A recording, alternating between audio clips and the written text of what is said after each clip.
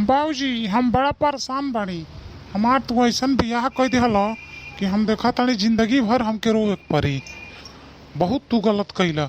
एको बेर हमसे तू ना पूछल कि हम तोहार बियाह करतानी।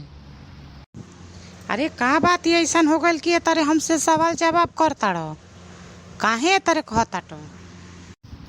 काहे न कहीं देखत नहीं बड़ो हवे ज्ञानी मुहवा ओहर कके खड़ी बनी जाती अड़ी नैहर रिसिया के।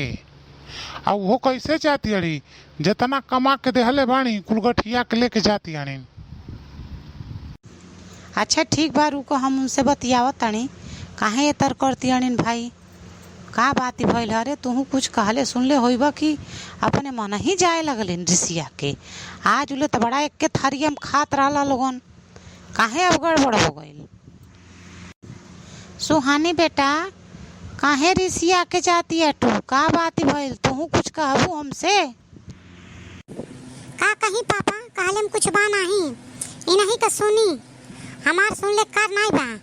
काहे से जब हमार सुनब तो फिर आपको की दिक्कत हुई। एकरे नाते हमार रहे दे सुने के। अरे बतावा भाई का भइल तबे न हम जानब।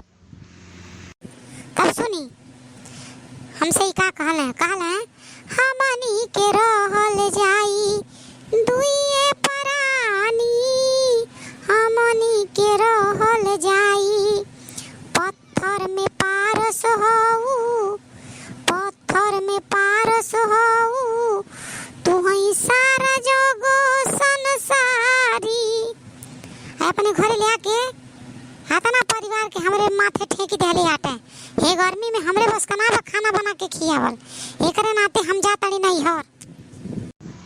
ठीक बा बेटी जा, हम रोकब नहीं, लेकिन एक बात जान ले जा कि जेकरे घर में तू जइबू ती बताऊ तेहू तो अपने एक गर्मी में तू के बना के खियाई। तेके करतीन गर्मी ना लगी, तोहरे ते यहाँ गर्मी लागतिया। जा और भाई लोग आप लोग हमरे बात के जवाब देवल जाई।